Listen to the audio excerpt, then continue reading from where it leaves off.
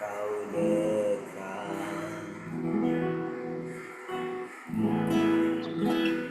bahkan seluruh kehidupanku tak bisa membalas kesetiaanmu.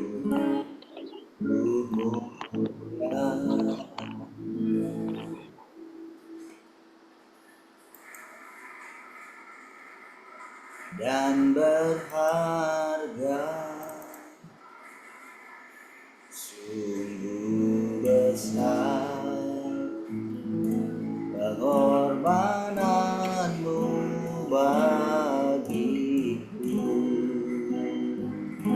terlalu dalam untuk dimengerti.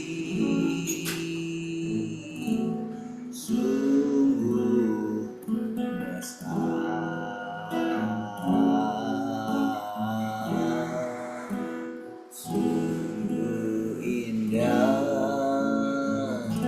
yang kau pikirkan tentangku, kata kami bagiku. Oh, sungguh indah.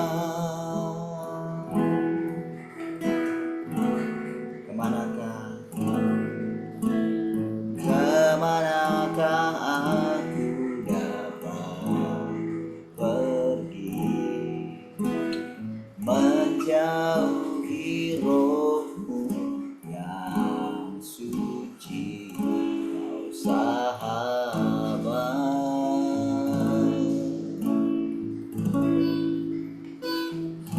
Dan kau dekat,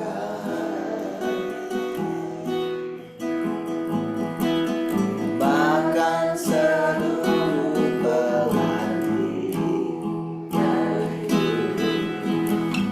bisa membalas kesetiaanmu. Sungguh mulia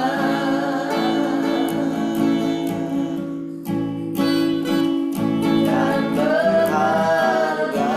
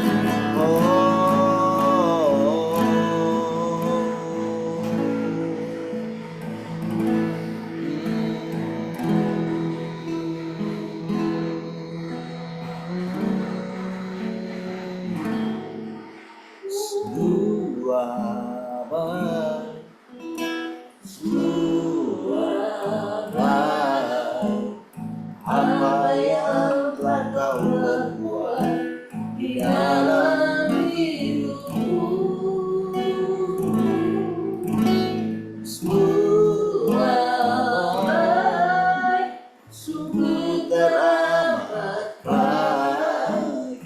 Kau jadikan hidupku berarti. Semua baik, semua baik, semua baik. Apa yang telah kau perbuat di dalam hidupku, semua baik, sungguh teramat baik. Kau jadikan hidupku berarti. Kau jadikan hidupku berarti. Kau jadikan hidupku berarti.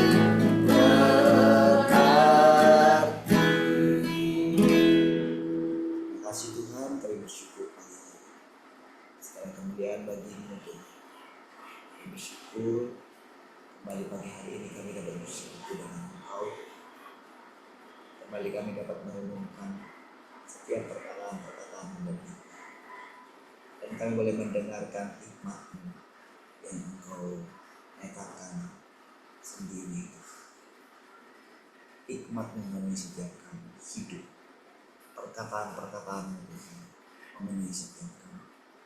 Kami sekarang menundukkan pikiran, perasaan kami sepenuhnya kepada Tuhan. Biarlah kiranya kami boleh dapat menangkap atau menyelaraskan pikiran kami dengan pikiran Tuhan. Jadilah kehendak-Mu tempat ini seperti ini. Pujilah Tuhan, haleluya.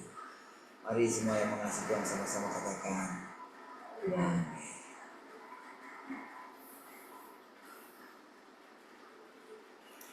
Baik Tuhan, selamat pagi, salam semua.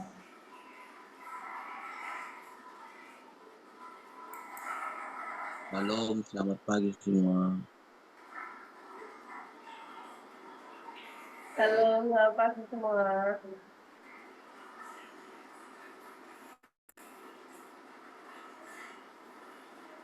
Coba cek sekali lagi, cek salam. Salam.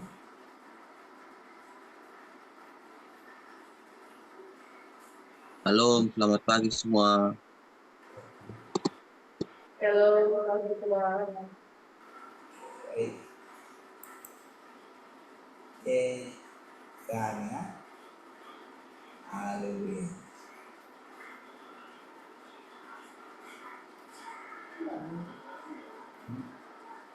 Mana semuanya? Sedang yang di radio.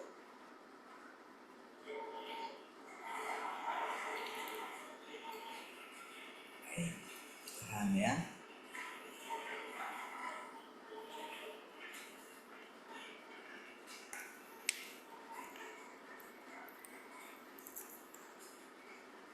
Oke, kita dapat bersekutu ini ya dari sekarang sebelum datang. Terima kasih karunia Tuhan.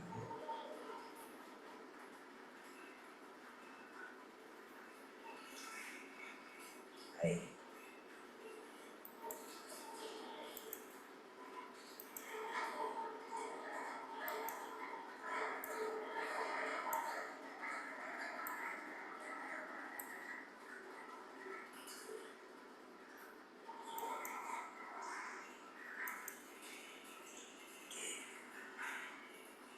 Sejak penciptaan hingga saat ini, Tuhan telah menanggung begitu banyak penderitaan dan menderita begitu banyak serangan. Namun sampai saat ini pun, manusia tetap tidak mengendurkan tuntutannya terhadap Tuhan. Ia tetap saja mengamati Tuhan dengan teliti. Ia tetap saja tidak memiliki toleransi terhadapnya dan tidak melakukan apapun selain memberi nasihat kepadanya, mengkritik dia dan mendisiplinkan dia, seolah-olah sangat takut bahwa Tuhan akan menempuh jalan yang salah bahwa Tuhan bersikap kasar dan keterlaluan di dunia, atau menimbulkan kerusuhan, atau dia tidak akan memiliki arti apapun. Saudara, apa yang sedang disampaikan oleh Tuhan ini, saudara, tentu saudara, kalau bukan Tuhan, saudara, tak ada yang bisa mengucapkan perkataan. Karena perkataan ini diucapkan memang keadaannya begitu, saudara. Bagaimana manusia telah memperlakukan Tuhan selama ini. Biarlah saudara, dari doa-doa daripada umat manusia, saudara. Bagaimana saudara, manusia itu selalu memaksa Tuhan, saudara, untuk menuruti segala keinginan daripada manusia. Kalau segala sesuatu terjadi tidak sesuai dengan keinginan manusia, maka manusia segera akan melancarkan kritikan-kritikannya terhadap Tuhan. Dari apa, saudara?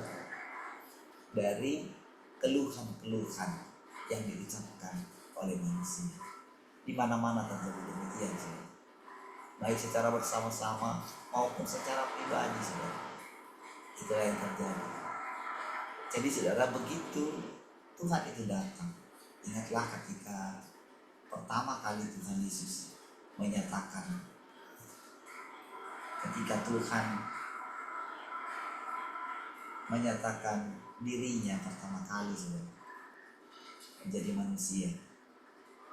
Disitulah saudara, kita lihat bagaimana pertengkaran antara Tuhan dengan manusia, terutama dengan para ahli-ahli Taurat. Karena para ahli Taurat inilah yang telah mendefinisikan Tuhan. Memang benar melalui firman Tuhan sendiri, melalui Taurat itu sendiri. Saudara, tentu juga ketika kita melihat bagaimana melalui utusan-utusannya sendiri pun, lihatlah bagaimana para nabi-nabi, saudara, itu dikejar-kejar, dibunuh, dan apapun gitu. Jadi sering sekali ketika kalau nabi ini mengucapkan firman, apalagi kalau misalnya mengucapkan firman kepada raja gitu, wah, sering sekali saudara, otoritas raja yang terlalu tinggi itu telah dipakai oleh raja itu untuk apa, saudara? Untuk memanfaatkan Tuhan. Jadi sebetulnya yang sedang dikatakan ini, kita melihat dalam kehidupan kita sehari-hari, ini nyata, saudara. Makanya saudara, sekalipun saudara Tuhan sudah menemukan kelompok ini, saudara, ketika sejak dari awal, perhatikanlah saudara, bagaimana saudara bisa bertahan sampai dengan hari ini, saudara. Bagaimana saudara bisa ada di sini, bagaimana saudara kita bisa saling menerima secara perlahan. Tapi kan awal-awalnya itu kan kita boleh menyadari betapa ada kecurigaan. Jangan-jangan mau dibawa kemana kita? Jangan-jangan kita telah tersesat. Bukan kau gitu, saudara. Padahal saudara, kalau kita boleh jujur bicara dari hati ke hati gitu. Ketika kita mengungkapkan perasaan kita, bukankah kita ini tulus gitu? Kalau saya harus mengingatkan kembali gitu, ketika awal-awal, dan saya juga sering memohon kepada Tuhan supaya Tuhan itu tidak melakukan sesuatu yang berbicara sesuatu yang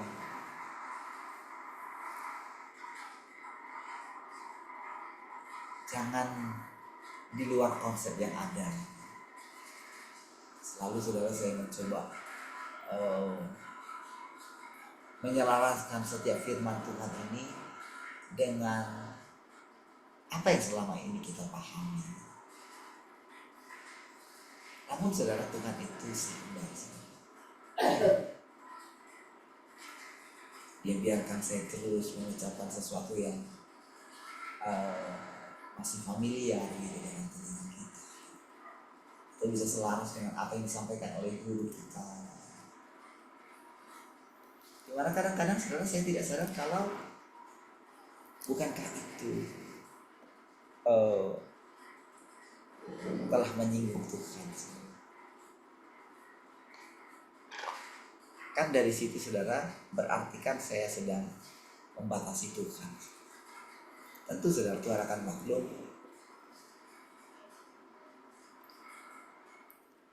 karena seperti itulah nenek moyang kita, para pendahulu kita. Jadi saudara, yang sedang Tuhan hadapi itu sebetulnya adalah manusia yang sama. Makanya saudara, kalau kita boleh merenungkan, ketika dia mengucapkan, ketika kita ini saudara mulai merenungkan firman yang baru ini saudara, maka ada saja saudara hal-hal yang lama di dalam diri kita ini saudara, itu kita mulai kesampingkan saudara. Makanya saudara ada nasihat dari firman Tuhan ini saudara, terus saja membaca dan terus saja mulai menerapkannya dalam hidup.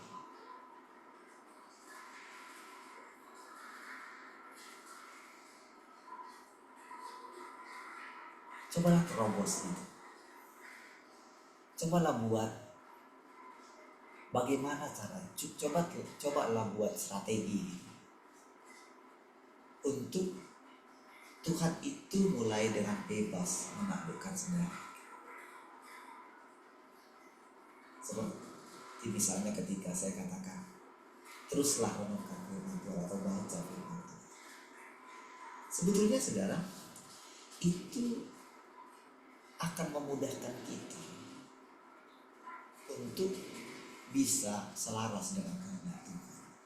Dan apabila mulai menjadi selaras saudara, maka kita akan melihat bagaimana indahnya hidup dalam pemeliharaan Tuhan. Jadi saudara, kapan Tuhan ketika dia terus berbicara kepada kita, ketika kita merenungkan semua perkataan ini. Jadi harapan Tuhan untuk segala sesuatu menjadi ditaklukkan oleh Tuhan itu menjadi kenyataan. Setiap kali saudara ada hal-hal yang baru yang sedang kita pikirkan, saudara, ketika saya merenungkan begini, kenapa Tuhan mengatakan supaya kita itu boleh menerima orang yang berbeda dengan kita, menerima orang miskin, menerima orang yang tidak berpakaian. Itu kan sesuatu yang boleh dikatakan apa yang kita perlakukan terhadap orang lain sebetulnya kita sedang memperlakukannya terhadap diri kita sendiri. Karena begini sih, kita tidak tahu sudah berapa lama kita mengucapkan selamat tinggal kepada dunia. Itu misteri bagi kita. Coba perhatikan saudara, bagaimana saudara hidup dari sejak saudara dilahirkan. Coba renungkan. Sebelum saudara mengenal Tuhan sampai saat ini, siapakah saudara dulu? sudah banyak sekali perjalanan-perjalanan yang kita lalui. Dan kita kan tidak mengetahui sesudah kita tidak punya kita itu eksis ketika kita ini ada sekarang dengan tubuh jasmani kita ini.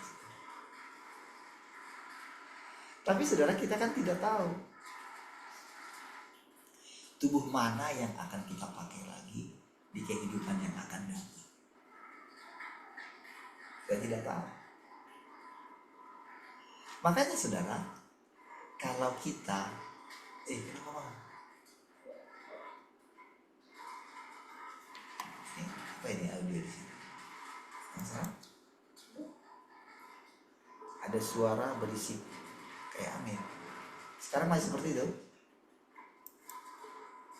Ya, masih seperti itu Oh, dari tadi. sekarang bagaimana? Sudah? Ya, Oke.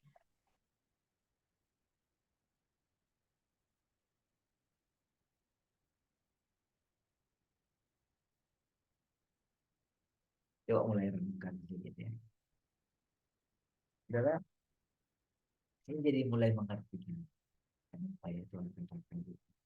Ketika dia memilih murid-muridnya dulu, ketika dia mengatakan itu, hendaklah kamu, kalau kamu ingin menjadi bersih, hendaklah kamu menjadi terendah, hendaklah kamu menjadi pelayan. Saudara, kehidupan yang akan datang ini kita tidak tahu. Ketika Tuhan mengucapkan, ketika kerajaan sorga diberitakan, lihatlah bagaimana semua orang yang mendengarnya berusaha ingin memasukinya. Bahkan dikatakan menggagahinya. Menggagahi itu memaksa masuk. Sudah. Makanya sampai dibilang jalan ke sorga itu sempit. Karena berdesak-desakan. Jadi ketika orang berusaha masuk, coba saudara lihat kalau pintu sebuah ruangan yang besar. Kalau itu pintu itu kecil gitu, itu kan akan berdesak-desakan masuk. Sehingga kan akan sulit masuk. Kenapa sulit masuk? Karena ingin mendahului satu dengan yang lain. Seandainya semuanya saling, nah kamu belum masuk silakan. Maka saudara akan terjadi satu ketenangan. Saudara, ketika saya merenungkan hidup ini, iya, sebentar lagi kan manusia ini kan akan berlalu sampai demi satu. Bukan karena itu? Tentang bagaimana cara matinya. Setelah itu kan roh yang tadi itu di dalam. Kan sekarang ini kan kita ini ada kan karena ada roh di dalam kita. Makanya saudara, kalau kita menyimpan firman Tuhan di dalam pikiran kita, tentu roh kita itu kan roh kita yang akan belajar. Roh kita sebenarnya yang akan belajar. Tapi bagaimana roh kita itu belajar? Itu ketika jiwa kita itu menyelaraskan dengan firman Tuhan. Ya kalau kita tidak punya firman Tuhan, kalau tidak ada firman Tuhan yang kita persekutukan, maka tidak ada Tuhan. Karena kan kita ini ada karena apa yang kita pikir, apa yang kita apa yang kita hidupi kan. Saudara, kalau pikiran orang itu dipenuhi dengan bagaimana supaya menjadi kaya, punya ini, punya itu, dan sebagainya, itulah yang akan dijalani. Bukan tahu gitu. Itu adalah menentukan apa yang paling kita sukai, maka itulah yang akan kita jalani. Pasti gitu. Dalam hal makanan juga begitu. Apa yang menurut kita itu makanan sehat, ya kan? Makanya sebenarnya kalau ada orang ini menemukan misalnya makanan ini, buah ini bisa untuk apa namanya, memperlancar aliran darah. Maka dia kan berpikirkan, iya ya kalau aliran darahku lancar itu, maka jantungku akan sehat. Maka orang-orang seperti ini akan berusaha menjadi sehat dengan segala apa yang dibacanya kan. Tapi saudara, kalau orang merenungkan seberapa banyak sih umur yang akan aku jalani, ya kan? Dia tidak tahu, tidak bisa kan dia menambahkan satu kasta pun. Coba dengan merenungkan seperti itu. Kalau orang merenungkan seperti itu, maka secara perlahan orang itu akan mencari Tuhan, akan mencari kebenaran. Kalau kita ini mulai merenungkan tentang kehidupan yang akan datang, gimana kita tidak tahu dalam tentang kehidupan kita di masa depan, mana tahu kita. Cobalah, mana tahu kita saudara, gimana caranya kita sampai bisa berjumpa dengan Tuhan sampai dengan saat ini. Kita telah melihat bagaimana teman-teman kita yang dulu. Ingatlah waktu kita dulu lahir baru. Kan kita bersama-sama berjuang mencari kebenaran. Ya. Dan sekarang kita terpisah dengan semua orang itu. So ya, saudara ingatkan ya. Ini, ini, ini. Coba ingat mereka satu-satu.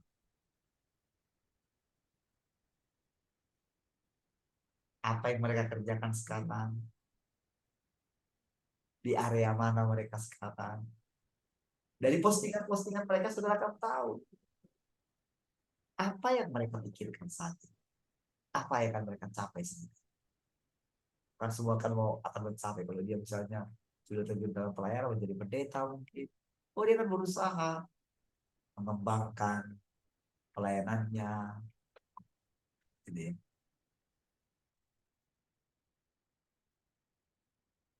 Kalau dia sudah mulai misalnya dulu dia berdoa gitu ya, dia pulang kampung menikah dengan orang kampung dan dia menjadi petani misalnya, atau ketika dia menjadi jualan online misalnya, jualannya berhasil, coba lihat orang itu kan menjadi larut dengan apa yang dia kerjakan. Memang saudara dia tidak bisa meninggalkan pelayanan, dengan coba memakai uangnya gitu ya untuk membantu pelayanan. Karena apa? Karena di dalam hatinya masih ada sedikit was-was sih. Jangan-jangan kalau aku tidak memberikan ini, nanti usahaku ini tidak akan lancar lagi. Seperti itu yang ada.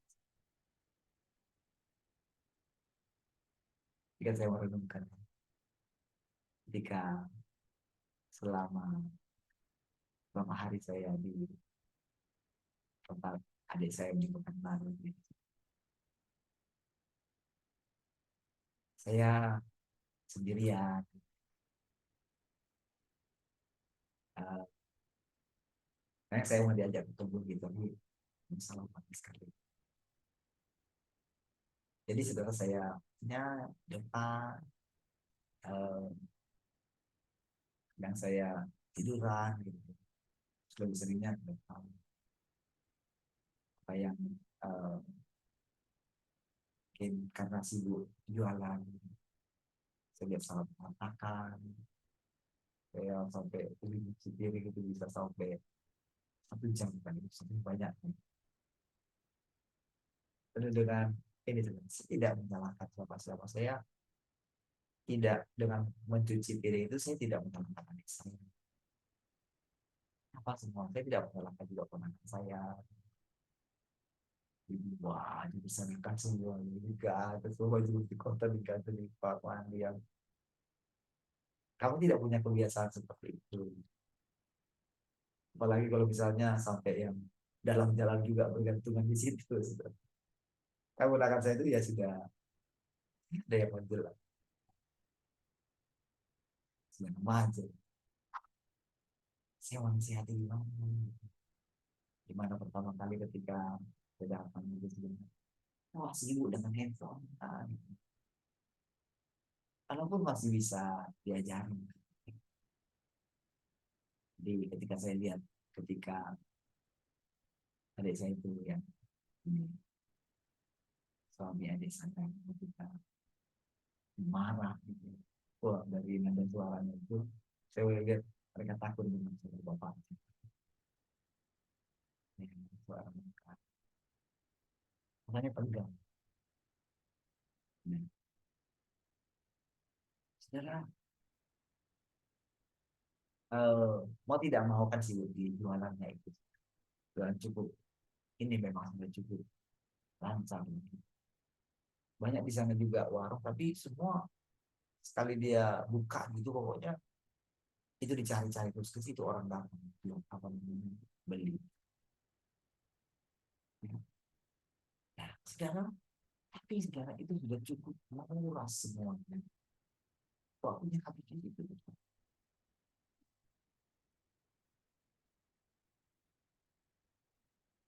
Dan boleh dikatakan saya tidak punya kesempatan lagi saya cerita dengan Tuhan.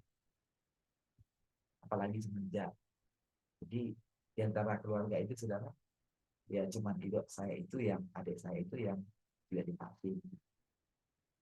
Maupun anak saya, saya karena dia MP, ya harus gitu.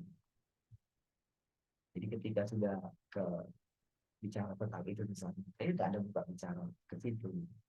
Tapi dulu saya ingat tuh, ketika saya bertemu keluarga itu siapa? Karena memang itu pendeta mereka itu memang eh, benar-benar kena, dan adik saya ini pun kena juga teman. Makanya mereka sangat yakin sekali dengan si penyakit itu, si virus itu. Benar-benar memang tidak bisa cium bau apapun, nggak pernah, nggak ada pernah, walau di tempat itu nggak pernah, sampai makan cabai itu nggak terasa sama sekali, tapi perut panas. Jadi memang benar-benar gitu, katakan mereka berjuang. Dan ternyata si pendetanya itu pun gitu, pendeta mereka itu, jadi dia itu benar-benar sampai apa ya, jadi dia selama sebelum mulai rendah gitu, dia rahasiakan gitu. Benar-benar sudah mau mati, tapi dirahasiakan dia, sekarang dia dibawa ke ini juga gitu, ke isolasi, sehingga itulah yang mungkin membuat si pendetanya itu sudah terima suntikan itu. Jadi saudara, saya tidak apa namanya, saya tidak mengungkit-ungkit masalah. Ya saya bilang aja, memang kami dipaksa juga, anak-anak di sana juga dipaksa. Tapi ketika mereka mempertahankan imannya, mereka terus tidak ada yang kami dipaksa juga. Sebetulnya mereka nggak terlalu dipaksa, tapi karena kenyataan seperti itu. Nah, jadi saudara, dari situ saudara saya ini, saya boleh merasakan. Iya, ya, mungkin cara perlakuan kali ini akan bisa tidak dibuat. Saya nggak akan kata lebih.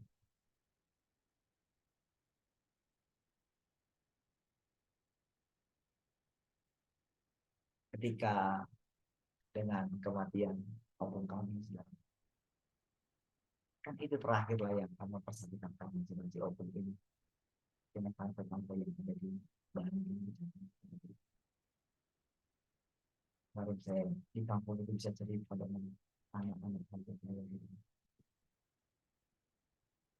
Saya bisa cerita tentang kehidupan ini. Ya cukup lama kan.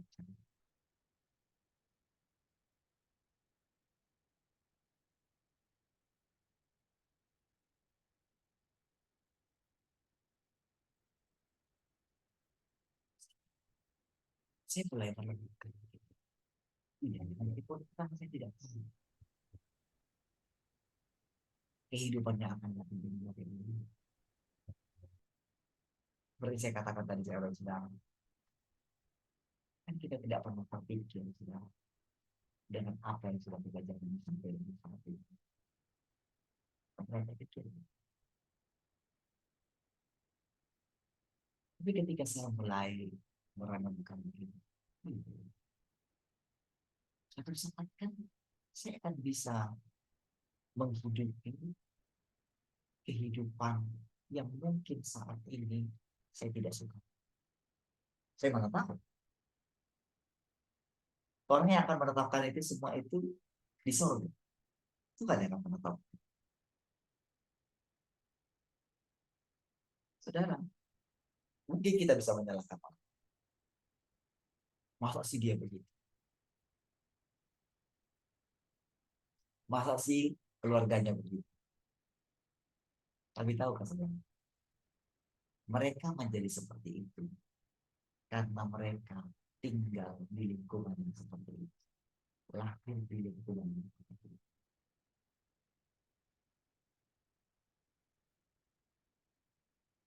Kalau kita lihat perjalanan hidup kita, bukankah kita juga pernah melakukan hal-hal yang seperti itu? Kalau kita bisa sekarang, ketika kita sudah menemukan firman Tuhan, kita bisa menjalani kehidupan yang agak normal sekali. Bukankah itu karena Tuhan yang sudah memilih kita? Pernahkah kita memilih Tuhan? Makanya saudara, ketika kita mulai melihat keadaan, melihat perbedaan seperti itu, saudara saya coba saudara, itu benar-benar ketika eh, ponakan saya yang paling kecil itu saudara, ketika lihat saya nyuci piring gitu, wah dia, tuh, gak percaya kan, dia itu lucu. Ketika yang kan anak-anak itu semua kan pada sibuk, ibunya mereka itu pada latihan, jadi orang tuanya itu adik saya itu supaya mereka tidak main handphone gitu, mereka dikasih kegiatan gitu, pokoknya les apa gitu. Memang sulit terbendung pada waktu masalah handphone ini. Iya. Tapi mereka masih bisa di ini, masih bisa. Saya lihat adik saya yang perempuan itu cukup ini sedang cukup dengan anak-anak itu dan anak saya itu apa ya, kamu udah lagi gitu. Yang ada dia misalnya teriak apa gitu, orang itu semua berantakan gitu. Tapi dalam segi ini mereka nurut saudara anak-anak segi ini. Saya itu lihat ini, ngomong pelan aja tuh dalam ngomong bapaknya gitu. Pelan ngomong tahu ya. Langsung nurut itu sudah. Lagi kalau jaga warung gitu. Ini juga selalu. Nah, jadi jika saya nyuci ingat so, lalu saya datang gitu ya. Gitu, datang terus waduh katanya dari mana gitu. Saya sebelumnya itu saya biarin gitu maksudnya itu nanti kalau saya cuci nanti tersinggung foodnya gitu. Jadi ya saya coba lakukan, saya terobos gitu. Karena yang nggak tahan juga lihatnya gitu. Nggak akan di mana-mana. Dari sejak saya datang pertama kali gitu. Sudah lihat jadi piringnya itu kayaknya dari yang pertama kali gitu. Ketika saya datang minggu yang lalu. Jadi saya kecil begitu.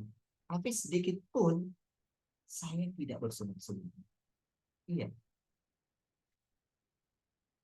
saya cuma bilang, pada anak gadis ini ya tulangnya disuruh ini ya, biar nyuci piring sendiri ya. Saya benar-benar ngomongnya itu nggak ada gitu. Saya nggak ada nyalahkan siapapun. Ada sih saya nggak nyalain. Saya nggak bilang gitu. Ponakan saya tidak saya nasihati gitu. Tapi enggak gitu. Saya cuma bilang nggak laki-laki harusnya bisa nyuci piring juga.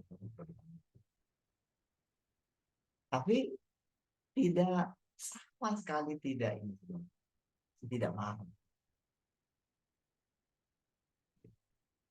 Karena saya coba gini, saya coba tidak mencampuri urusan bagaimana mereka mendidikkan mereka. Saya tidak bisa.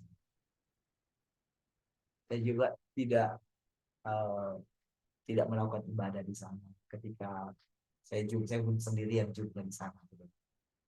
Iya, saya tidak tahu kenapa begitu gitu ya. Tapi saya enjoy aja sudah. Jadi ketika yang turun di jalan itu pun saudara, itu saya biarkan mereka tidur gitu. Saya sendirian juga yang pagi-pagi di jalan. Saya tidak berusaha mencoba meyakinkan orang tentang apa yang saya jalani. Itu ketika di platform itu juga demikian. Jadi eh, benar-benar berusaha ingin gini, menerima setiap keadaan. Karena saya mulai berpikir begini, ini kan sama diri. Kan dia bilang, kita tidak tahu kan sudah berapa kali kita mengucapkan selamat tinggal kepada diri. Jadi saudara sangat ini saudara sangat eh, benar-benar misalnya itu nancep gitu. Itu. Iya juga. Mana saya tahu nanti kehidupan berikutnya setelah saya mati. Mana saya tahu. Kemana saya akan pergi. Mana saya tahu ini. Cuma satu hal yang saya ingat adalah bahwa Tuhan mengatakan, kemana aku pergi? Kamu tahu jalan ke sini. Ini kan firman. Apakah saya tahu nanti rupa Tuhan bagaimana? Siapakah yang saya ikuti? Apakah saudara tahu? Apakah saudara pernah lihat wajah Tuhan? Misalnya dibilang kayak gitu. Kemana aku pergi? Kamu tahu jalan ke situ. Selama ini kan yang kita ikuti adalah satu sosok, yaitu wajah Tuhan itu seperti yang ada di kalender kan, betul kan? Bukan kalau gitu, ya kan? Kan bayangan kita kalau misalnya kita lihat penglihatan apa gitu, bayangan kita kan, kalau mau ada Tuhan yang akan kita ikuti, kan seperti yang ada di kalender. Makanya ketika dia bilang, kemana aku pergi? Kamu tahu jalan ke situ. Berarti kan pikiran kita saat itu mengatakan ada satu sosok yang akan kita lihat. Misalnya lah kalau kita itu ke surga, ya kan? Wajah yang bagaimana yang akan kita lihat? Kamu akan melihat wajahku dengan jelas kan? Pasti kan akan ada satu sosok dalam pikiran kita. Misalnya dia pakai pakaian seperti orang Yahudi gitu kan, pakai jubah panjang gitu. Pasti kan begitu kan? Coba lah saya renung. Tapi dengan pengertian yang sekarang, perlahan-lahan gambaran yang sama itu sekarang mulai dibuang dari pikiran. Itu gambaran yang sama, saudara. Sekarang ketika kita merenungkan setiap perkataan, perkataan inilah sebetulnya yang menuntut pikiran kita. Jadi saudara, jiwa kita inilah sebetulnya diri kita. Jiwa ya. Bedakan dulu dengan roh.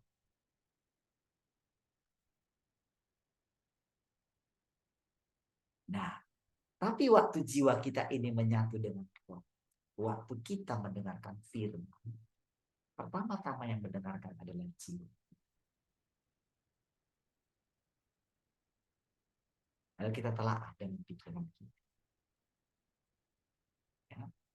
Nah, tapi pikiran kita ini, jiwa kita ini sudah mengalami kehidupan yang paling sempurna.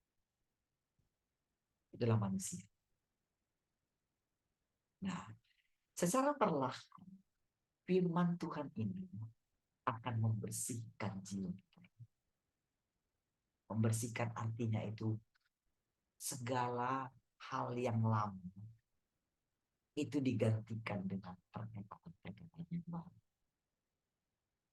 Kalau dulu kita ini fokus kepada bagaimana kita supaya survive dalam hidup ini, maka sekarang saudara kita diajar untuk tidak memikirkan bagaimana survive di dunia ini. Coba dengan cara bikin sekarang. Gini saudara. Itu di sana saudara. Saya coba cerita dari sini saudara. Karena kemarin kan saya ceritakan sama saudara. Saya katakan sama saudara saya akan cerita nanti di sini. Karena kalau saya cerita mungkin di sana kan pasti akan didengarkan. Secara diam-diam kamu sih dengarkan sih nanti takutnya menyinggung. Gitu ya. Saya coba ini sama saudara supaya saya bisa cerita di sini. Disinilah saudara saya bisa cerita kepada saudara bagaimana proses terjadinya firman Tuhan ini. Iya, saya bisa bayangkan saudara. Tuhan yang tidak kelihatan itu menjadi nyata bagi saudara. Yang saya ceritakan kepada saudara ini tidak lain daripada firman Tuhan. Tapi kalau saudara tidak memasuki jalan yang saya masuki, saudara tidak akan mengerti jalannya firman itu. Tapi kalau saudara sudah mulai memasuki, saya tidak perlu mencari saudara. Dalam hal ini, saya hanya cerita pengalaman saya. Karena Tuhan pun tidak pernah memaksa kita, maka saya tidak pernah memaksa saudara. Kalau Tuhan itu berusaha dengan walaupun dia tidak diterima seperti yang dikatakan di sini saudara, sudah ribuan tahun. Kalau kan baru berapa lama si orang ini hidup saudara. Tapi karena dari setiap perkataannya itu dia mulai merenungkan, dia mulai menerima. Kalau Tuhan yang datang kedua kali itu adalah dia, maka segala sesuatunya menjadi berubah saudara. Iya. Nanti suatu saat saudara akan mengerti apa yang saya katakan. Oke. Nah, saudara, jadi saudara, mertua adik saya ini saudara, itu ini ya. Jadi dia apa, sudah lama meninggal, Abang Mulu gitu ya. Jadi waktu pertama kali saya datang itu ya karena ya yang nggak sempat juga ini nggak sempat cerita gitu. Jadi saya datang ketika harus ini lagi lewat situ lagi saudara, itu saya dalam memang saya lebih banyak di dalam karena selama ini kan saya begitu juga. Kalau di waktu yang kemarin dia ngajak saya ngajak ke kebun gitu, saya tapi kali ini saya salah gitu. Kali ini saya lihat juga kebun sawit juga gitu kan. Karena saya sudah tahu lah apa. Mana-mana kan lihatnya kebun sawit aja gitu. Ke Malaysia lihat kebun sawit, ke Medan juga lihat kebun sawit juga. Sudahlah, ya ini lah. Sampai ke tempat mas kami yang ada di itu, nggak pergi juga gitu. Ya. Jadi, ini saya hanya gitu aja sudah. Jadi ketika saya keluar gitu, saya duduk di ini gitu, itu sampai kaget itu sih. Waduh, ternyata Amang di sini ya katanya gitu ya. Ah ini yang jual ini. Maafin lah udah lupa ini katanya. Jadi umurnya 2 tahun di bawah mama saya, tapi masih cukup ini. Cuman sakitnya sama lah, dan khusus. Cuman memang si Nambori ini sebenarnya dia itu karena memang ditinggal oleh Abang Boni itu sebenarnya. Jadi ya ceritanya agak ini juga karena mungkin banyak uang gitu ya. Jadi ada juga lah perempuan lain. Sehingga ya cukup terbuka. Nah, jadi saudara ketika dia cerita gitu, saudara, kalau di orang Batak itu dia nambur saya, tapi saya ini bapaknya dia gitu. Walaupun itu nambur saya, tapi kalau dia panggil saya itu bapak, bapaknya dia, bapak muda gitu. Jadi ibaratnya saya ini itu gambaran daripada bapak dia. Jadi kalau dia manggil, jadi manggilnya itu Among. Orang Batak itu saudara bisa benar-benar kalau dia bilang Among itu benar-benar kayak bapak dia.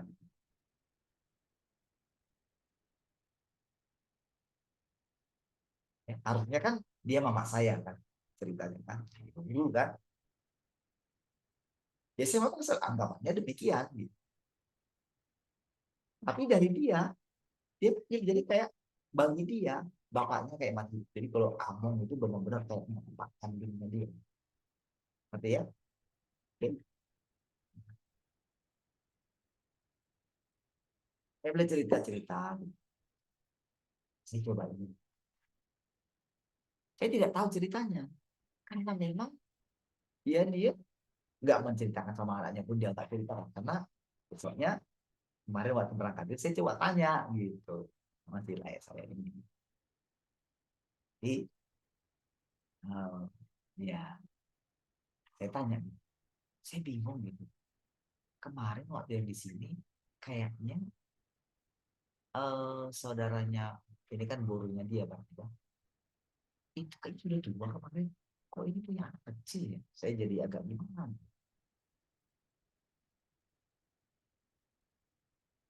Saya agak bingung gitu. Karena saya coba mau ini ke sana gitu, dia sudah pergi ke ladang. Itu maksudnya itu gitu. Jadi saya coba tanya-tanya. Yang kejadian kemarin di sini siapa ya? Oh itu sudah pulang itu. Jadi saya sudah kasih dia inilah usahanya di kampung dia dengan harga sini gitu. Usaha jeruknya pertanian perkebunan jeruknya sudah berhasil lah gitu. Lalu saudara, ini sudah jadi ini gimana? Ini dekat dengan orang siapa gitu? Ceritakanlah kalau dia itu ternyata dulu di Jakarta.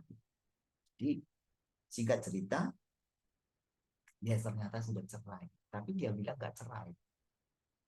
Kalau orang Batak itu bilang pada udah berjauhan lah kira-kira kayak gitu.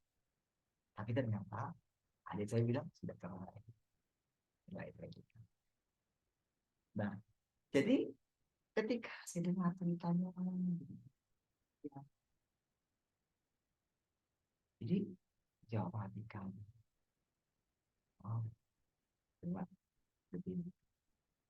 Jadi karena saya ini tidak lagi mendua-duakan orang, jadi benar-benar saya ini kayak sudah kayak nggak punya ilmu apa-apa lagi lah kira-kira kayak gitu.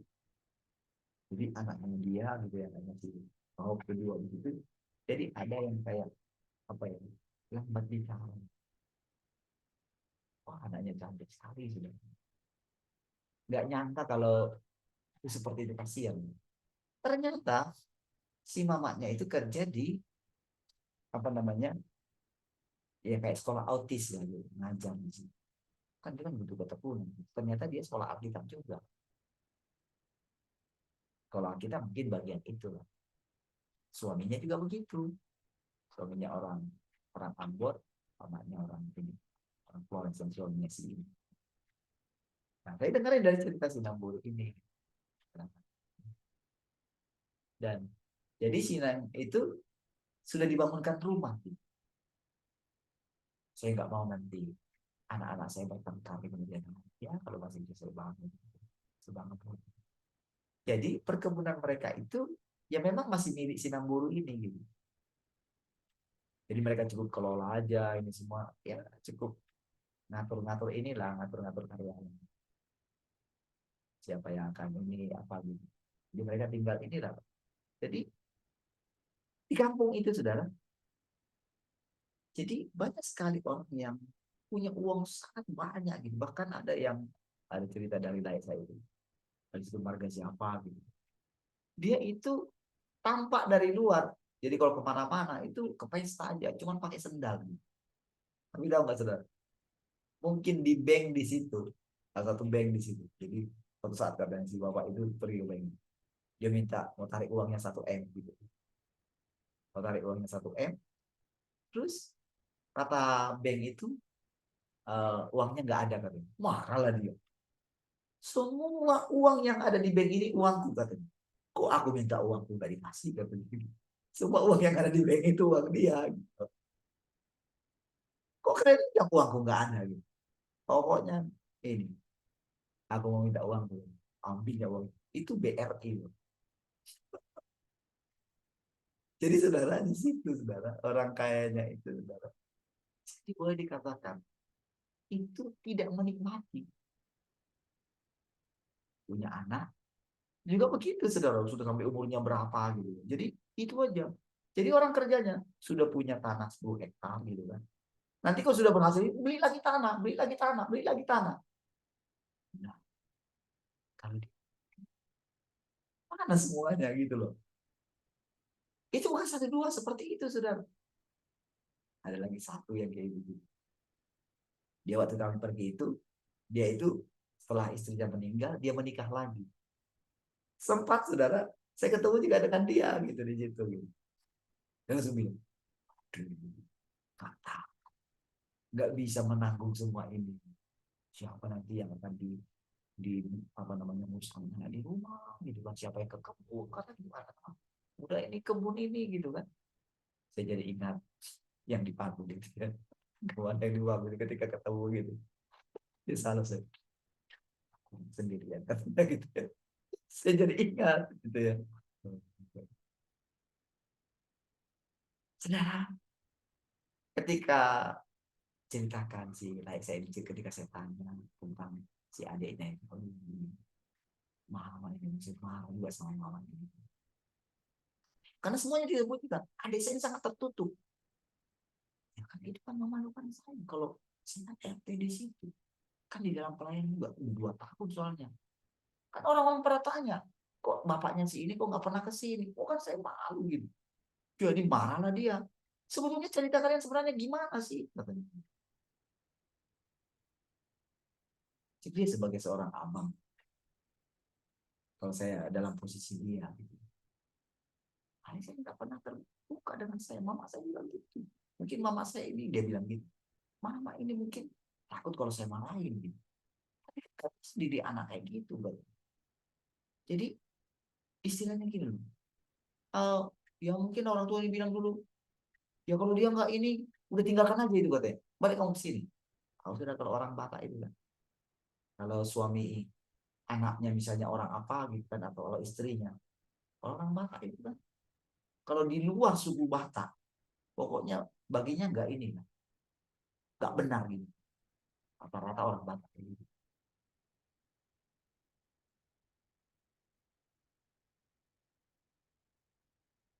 Apalagi kalau sudah bilang, kalau udah bilang suku tertentu kayak gitu, mama nggak pernah. Ya mungkin pola pikirnya kan seperti itu kan. Kita nggak bisa salahkan itu sudah. Jadi ketika saya dengar cerita, saya coba memahami. Apa dulu waktu kalian ini dengan mulai itu apa kalian nggak pernah teleponan gitu?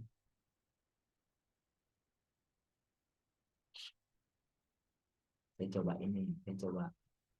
eh, setelah kayak gitu apa saya nggak pernah telepon dia gitu. Gimana lagi saya telepon kan? Saudara, ketika lihat cerita yang seperti itu jadi banyak itu ada lagi saudara datang ini ya. Saya lihat datang ibu-ibu belanja gitu. Dia itu bawa 2 anaknya kembar gitu kan. Kembar itu bawa masih kecil saudara. Oh, kok nggak ikan satu di rumah? bapaknya anak-anak ini. Harusnya kita aja badannya ini. Oh, dulu kakak katanya udah ini gitu. Saya ceritain lagi soalnya dengan wajah yang sangat jengkel gitu. Ngeri juga dia tanahnya dua, saudara. Bukan motor metik, saudara, motor dia motor ini gitu dengan ini. Kayak pokoknya Wonder Woman lah. Gitu. Saya lihat juga si apa namanya si eh, anaknya si Namburi yang saya bilang tadi, si perempuan itu bang. Bayangkan dari seorang diri jadi kayak Wonder Woman di ke kebun gitu bang, bawa apa itu becak motor itu tuh, yang becak kayak orang apa itu ya, bawa alat semua itu persis udah kayak gimana lagi. Hal dulu mungkin di Jakarta kan pakai punya pembantu gitu kok gitu. Ya sudah lebih banyak, tapi bagaimana ya, harus jalan itu gitu.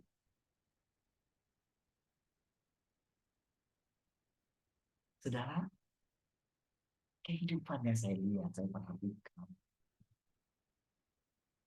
Saudara, kemarin lagi saudara saya ketika naik ini ya, damping pulangnya di ada yang itu dia pakai jilbab gitu kan. Ternyata dia itu orang Melayu gitu, tapi orang tuanya ini eh, ibunya gitu orang Batak gitu. Jadi dia telepon saya lihat, kayak tapi dia mesti kayaknya eh terus yang keluarga dipanggil opung lah, ada tulangnya lagi. Dia ketika saya lihat gitu kan, pas mau bayar lagi gitu kan, berapa ongkosnya gitu kan. Itu saudara dia, aduh, dia lihat dia nggak punya uang gitu ya. Dia berani aja bilang kayak gini, Pak, bisa minta uangnya 10.000 nggak kan? Ya saya kasih aja. Nanti saya ganti di mana gitu kan. Terus, iya kok salah kalau saya nggak apa-apa. Gitu kan. Sudah dari cerita sebenarnya. Sudah kehidupan, kalau kita bisa melihat kehidupan ini, mungkin kita bisa menyalahkan kehidupan suku tertentu, kehidupan orang tertentu. Kita mungkin bisa membenarkan diri kita. Saudara, ketika bapak saya sudah tidak ada, abang saya juga tidak ada, dan saya menjadi yang tertua. Saudara, dan saya mengambil keputusan ketika saya kemarin itu. Itu benar-benar saya bagaimana apa ya? Itu benar-benar sampai rasanya itu saya dudukkan semua. Film saya dudukkan semua itu kumpul. Saya ini pimpin semuanya supaya semuanya berjalan. Bagaimana keputusan harus ditantai, bagaimana untuk keputusan apa namanya menutupi segala kekurangan dan akhirnya tertutup masih ada sisa. Bagaimana saya bilang sama mereka, jangan nanti ketika nanti ini pembiayaan ini ketika sampai gitu ya, jangan sampai nanti kita saling memiliki gitu. Karena kan biasanya kan kalau orang punya gitu, kan akan menganggap orang yang apa namanya itu yang nggak punya gitu, atau gini, orang yang suka memberi dengan orang yang pelit itu kan tidak bisa ketemu. Iya, sulit ketemu. Jadi saya ambil itu tengah-tengah di sini. Ketika saya bilang begini, oke, sekarang besok saya mau pulang besok di malam itu. Jadi tidak jadi pertemuan dengan keluarga besar di sini. Jadi saya bilang, saya udah mau pulang besok. Mari kita hidup. Oke, saya bilang gitu. Saya bilang, ini yang kami kumpulkan dari Bapak. Nah, sekarang kan saya dari anak yang paling besar. Ya, harusnya sih yang mimpin itu si tulang ini gitu. Tapi begitu bilang, ayo ini, aku udah pusing. Oke lah, dan saya bilang, tulang itu bapak di sini, bapak kami semua. Kami udah pusing gitu, udah saya bilang gitu. Saudara, saya lihat saudara ketika mimpin itu saudara, boleh dibilang saudara, ya semua berjalan dengan baik sampai memutuskan untuk tempat tinggal si tante yang di sana itu saudara, saya tahu saya ini saudara. Itu kan karena Tuhan di dalam saya. Iya, tapi saudara, orang yang belum sepenuhnya memiliki Tuhan tidak akan berani. Kalau tapi saudara, orang yang belum mengalami, tapi sebelum sekarang, apakah saya tidak pernah seperti mereka? Saya renungkan kembali. Saudara, cobalah jalani hidup saudara. Coba renungkan bahwa kehidupan ini kan kita akan menjalani kehidupan yang panjang. Seperti misalnya Pak Phil sekarang kan, ketika dia ada di Papua. Saudara, kan tak pernah terpikir. Mungkin hanya dulu mungkin Mama Kel gitu. Dulu gitu. Ya nggak tahu gimana ceritanya, pokoknya terpikir yang kata Vina diri ini. Memang caranya Tuhan seperti itu. Ada kehidupan di dalam kita ini juga yang nggak kita ngerti. Ada satu jalan hidup, ada garis hidup yang kita tidak ngerti. Ada jalan-jalan di dalam garis nasib kita ini yang tidak kita ngerti.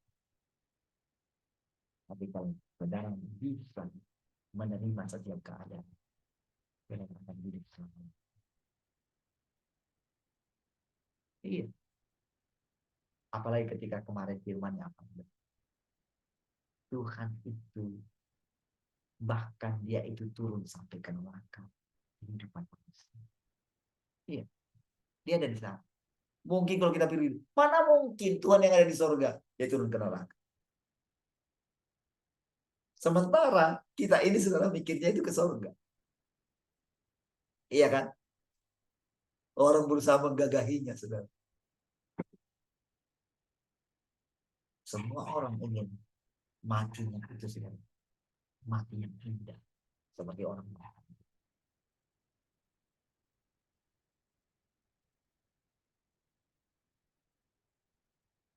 Kalau orang tidak bisa mengantarkan orang tuanya sampai sorga tua, senang rasanya. Padahal itu cuma apa namanya, buah bibir orang saja.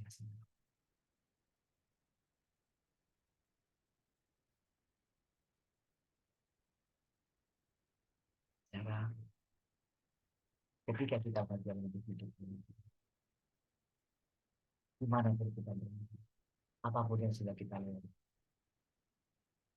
Ketika saya coba itu di, tapi juga memang di Sibolga ini mana? Saya juga tidak, saya sudah janji mau ke tempat ini. Saya nggak jadi pergi juga. Saya itu benar-benar seperti apa ya? Ah, seperti tidak punya apa-apa lagi, tidak punya kuasa doa. Ya.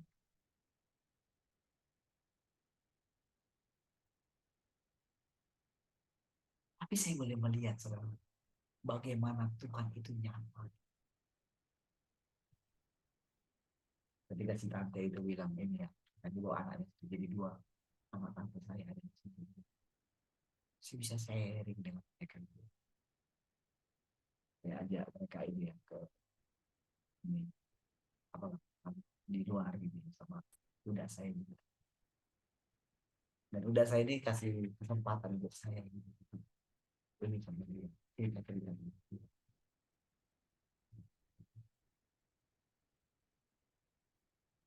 Dan kehidupan kita ini masih banyak. Kita punya kehidupan yang sekarang ini bilang tidak kita jalani. Apapun yang kita jalani sendiri. Bagaimanapun keadaan kita. terima saja. Jangan berusaha, jangan berjudi, jangan berusaha ingin lepaskan. Karena Tuhan tidak pernah punya rancangan yang jahat. Sekalipun kita menderita saat ini, oleh karena kesalahan kita sekalipun, justru karena kesalahan kita itu sendiri yang membuat kita ada di dalam itu. Tapi tempat yang akan kita jalani itu adalah tempat juga yang sudah dijalani oleh Tuhan. Tuhan melalui tubuh kita, Dia sedang menjalankan.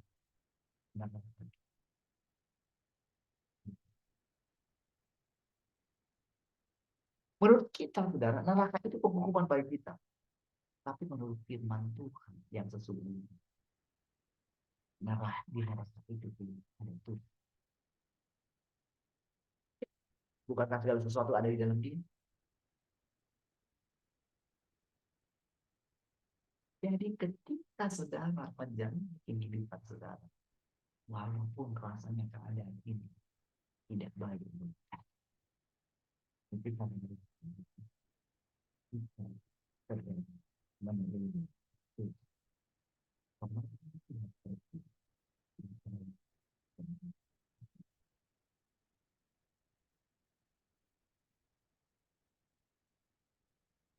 Oke, hati tidak pernah membayangkan akan bertemu dengan orang-orang, ya kan, dengan berbagai keadaan.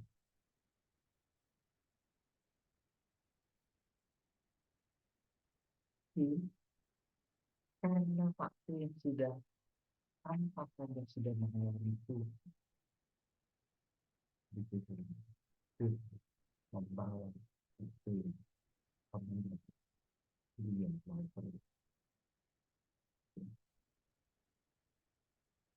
jadi apa yang dikatakan tadi, ketika kita tidak mengeluh dengan segala keadaan yang kita jalani, disitulah baru kita mengerti bagaimana Tuhan itu mulai menjadi nyaman hidup di dalam. Ketika kita melihat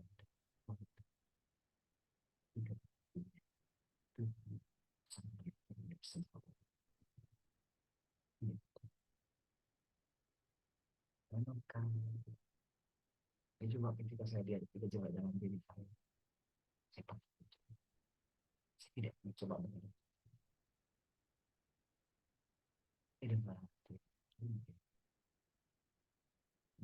betapa kasihannya sebetulnya orang yang berusaha ini.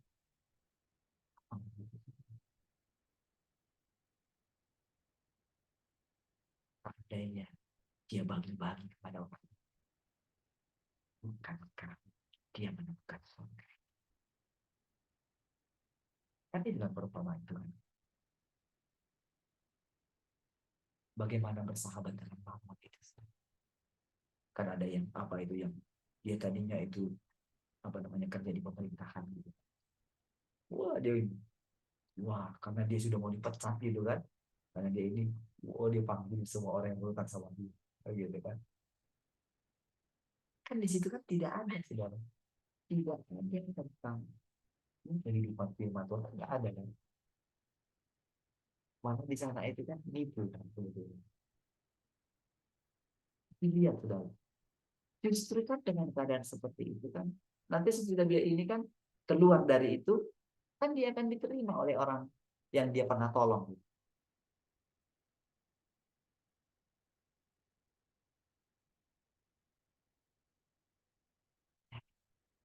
Kehidupan yang bisa menerima